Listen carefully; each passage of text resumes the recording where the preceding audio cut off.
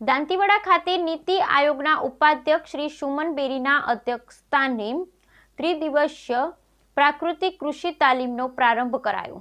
દાંતીવાડા ખાતે નીતિ આયોગના ઉપાધ્યક્ષ શ્રી સુમન બેરીના અધ્યક્ષસ્થાને ત્રિદિવસીય પ્રાકૃતિક કૃષિ તાલીમનો કરાયો પ્રારંભ। દેશભરના 3000થી વધુ ખેડૂતોને પ્રાકૃતિક કૃષિ અંગે તાલીમ અપાશે। 25 જેટલા સ્ટોલ અને વ્યાખ્યાન થકી ખેડૂતોને અપાશે માર્ગદર્શન।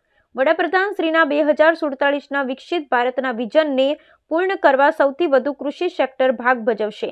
નીતિ આયોગના ઉપાધ્યક્ષ શ્રી સુમન બેરી યુનિવર્સિટી ખાતે હળદરના પ્રાકૃતિક પાકમાં સામાન્ય ખેતી કરતા બમણું ઉત્પાદન મળ્યું। ખેડૂતો માટે પ્રાકૃતિક ખેતી જ એકમાત્ર વિકલ્પ। કુલપતિ શ્રી ડોક્ટર આર.એમ. ચૌહાણ। દેશભરમાં પ્રાકૃતિક ખેતીના અભિયાનને વેગવંતુ બનાવવા માટે સરકારશ્રી દ્વારા અનેકવિધ અભિયાન ચલાવવામાં આવી રહ્યા છે। નીતિ આયોગના ઉપાધ્યક્ષ શ્રી સુમન બેરીના અધ્યક્ષસ્થાને સરદાર કૃષિનગર દાંતીવાડા કૃષિ યુનિવર્સિટી ખાતે ત્રિદિવસીય પ્રાકૃતિક કૃષિ તાલીમ અને અખિલ ભારતીય કૃષિ અધિવેશન 2025નો પ્રારંભ કરાયો હતો। ખેડૂતો ગાય આધારિત પ્રાકૃતિક કૃષિને વધુમાં વધુ અપનાવે તેના અનુસંધાને આયોજિત કાર્યક્રમમાં દેશના જુદા જુદા રાજ્યના 3000 જેટલા ખેડૂતોએ આ તાલીમમાં ભાગ લીધો હતો। ત્રિદિવસીય કાર્યક્રમમાં દેશભરના ખેડૂતો ગાય આધારિત પ્રાકૃતિક કૃષિ વિશે માર્ગદર્શન મેળવશે। આ ખેડૂતો યુનિવર્સિટી સ્થિત વિવિધ સંશોધન કેન્દ્રો તથા પ્રાકૃતિક ખેતી પ્રદર્શન કેન્દ્રોની મુલાકાત લઈને માર્ગદર્શન મેળવશે। આ સાથે સંશોધન વૈજ્ઞાનિકશ્રીઓ દ્વારા પ્રાકૃતિક ખેતી અંગે ખેડૂતોને વ્યાખ્યાન આપવામાં આવશે। યુનિવર્સિટી દ્વારા ખેડૂતો માટે 25 જેટલા કૃષિને લગતા સ્ટોલ ઊભા કરાયા હતા, જેને નીતિ આયોગના ઉપાધ્યક્ષ શ્રી દ્વારા રિબિન કાપી ખુલ્લા મુકાયા હતા।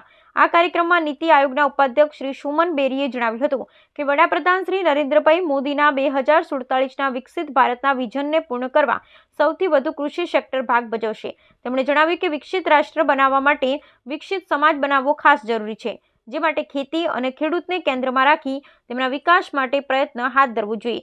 દેશ ખેતીમાં આત્મનિર્ભર બને તથા દુનિયા સામે ભારત મેન્યુફેક્ચરિંગ હબ બને તે ખાસ જરૂરી છે।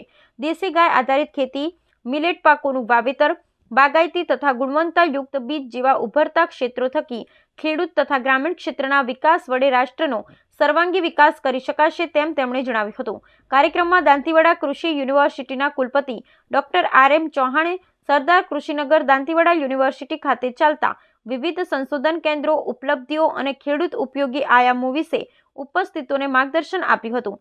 તેમણે જણાવ્યું કે એરંડા, કપાસ, ઘઉં, બટાકા, મિલેટ, ખજૂર, મસાલા પાક પર યુનિવર્સિટીએ ખાસ સંશોધન કરી ખેડૂતોની આવક વધારવા પ્રયત્ન કર્યા છે। આજે દેશમાં 71% એરંડાનું ઉત્પાદન ફક્ત ગુજરાત કરે છે, જેના થકી 7000 કરોડનું વિદેશી હુંડિયામણ દેશને મળ્યું છે। દાંતીવાડા યુનિવર્સિટીના હાઇબ્રિડ 7 અને 8 નંબરના એરંડાનો ફાળો સૌથી મહત્વનો રહેલો છે। આજે કચ્છની ખારેકને જીઆઈ ટેગ મળ્યો છે, જેનાથી ખેડૂતોને ખારેક વેચાણ માટે ફાયદો મળી શકશે। વધુમાં કુલપતિ શ્રીએ જણાવ્યું કે કૃષિ યુનિવર્સિટી ખાતે 13 જેટલા સંશોધન કેન્દ્રો ચાલે છે। આજે 100થી વધુ ખેડૂતો મશરૂમની ખેતી કરતા થયા છે। આ સિવાય મધમાખી પાલન, બેકરી શાળા અને માળી તાલીમ થકી ગ્રામીણ યુવાનોને રોજગારલક્ષી તાલીમ પણ આપવામાં આવે છે। વિદ્યાર્થીઓને શિક્ષણ, સ્કોલરશીપ, સંશોધન, હોસ્ટેલ સહિતની સુવિધાઓ પૂરી પડાય છે। તેમણે કહ્યું કે યુનિવર્સિટીના વૈજ્ઞાનિક દ્વારા પ્રાકૃતિક ખેતી માટે વિવિધ સંશોધનો થકી સફળ પરિણામ પણ મળી રહ્યા છે। તાજેતરમાં હળદરના પ્રાકૃતિક પાકમાં સામાન્ય ખેતી કરતાં 2 ગણું ઉત્પાદન મળ્યું છે। ગીર તથા કાંકરેજ ગાયના છાણમાં ખેતી માટે ઉપયોગી જીવાણુની સંખ્યા સૌથી વધુ માત્રામાં મળી રહી છે। આ પ્રસંગે કિસાન સંઘના અધ્યક્ષ શ્રી બદ્રીનારાયણ ચૌધરીએ જણાવ્યું હતું કે દેશના ખેડૂતો આત્મનિર્ભર તથા પ્રાકૃતિક ખેતી તરફ આગળ વધી શકે તે માટે સરકારશ્રી સાથે કિસાન સંઘ આગળ વધી રહ્યું છે। દેશ હિતમાં કામ કરતા આ સંગઠનનો ઉદ્દેશ્ય દેશના લોકોને સસ્તું, ટકાઉ અને શુદ્ધ કૃષિ પેદાશો આપવાનું છે। વડાપ્રધાન શ્રીના 2047 વિકસિત ભારતના સ્વપ્નને સાકાર કરવા માટે દેશના ખેડૂતોનો વિશેષ ફાળો રહેશે તેમ કહ્યું હતું। સરદાર કૃષિ યુનિવર્સિટી દ્વારા ખેડૂતો માટે સંકલિત ખેતી પદ્ધતિ, મિલેટ, કઠોળ, તેલીબિયા, ખજૂર, બટાકા, ફૂડ ટેકનોલોજી સહિત વિવિધ સંશોધન કેન્દ્રના સ્ટોલ ઊભા કરાયા હતા, જેનો ખેડૂતોએ બહોળી સંખ્યામાં લાભ લઈ રહ્યા છે। આ પ્રસંગે નીતિ આયોગના સલાહકાર શ્રી નીલમ પટેલ, આણંદ અને જૂનાગઢ કૃષિ યુનિવર્સિટી તથા કામધેનુ યુનિવર્સિટીના કુલપતિ શ્રીઓ શ્રી કે.બી. કથિરિયા, શ્રી વીપી ચોવટિયા, શ્રી એન.એચ. કેલાવાલા સહિત અલગ અલગ રાજ્યના બહોળી સંખ્યામાં ખેડૂતો પ્રતિનિધિઓ ઉપસ્થિત રહ્યા હતા। જે સરદાર કૃષિનગર દાંતીવાડા કૃષિ વિશ્વવિદ્યાલય ખાતે 3 દિવસનો ગાય આધારિત પ્રાકૃતિક ખેતી પ્રશિક્ષણ વર્ગનો શરૂઆત થઈ છે। આ પ્રશિક્ષણ વર્ગના ઉદ્ઘાટનની અંદર નીતિ આયોગના ઉપાધ્યક્ષ માનનીય સુમન બેરી હાજર રહેલ હતા. આ કાર્યક્રમમાં ખાસ કરીને કિસાન સંઘ સાથે સંકળાયેલા ખેડૂતો હાજર થયા છે. આ ખેડૂતો દેશભરના તમામ રાજ્યોમાંથી 3000 જેટલી સંખ્યાની અંદર આપણે યુનિવર્સિટી ખાતે આવ્યા છે. આમને 3 દિવસની અંદર પ્રાકૃતિક ખેતીને લગતા જુદા જુદા વર્ગો, જુદા જુદા લેક્ચર્સ અને પ્રયોગો કરીને પ્રાકૃતિક ખેતી વિશે સમજણ આપવામાં આવશે. પ્રાકૃતિક ખેતીની અંદર ખાસ કરીને ગાય ઉપર આધાર રાખવામાં આવતો હોય છે, કારણ કે એની અંદર જે ઘન જીવામૃત અને બીજા ઉત્પાદો બનાવવામાં આવતા હોય છે એ ગાયના છાણ અને મૂત્રની અંદરથી બનાવવામાં આવતા હોય છે.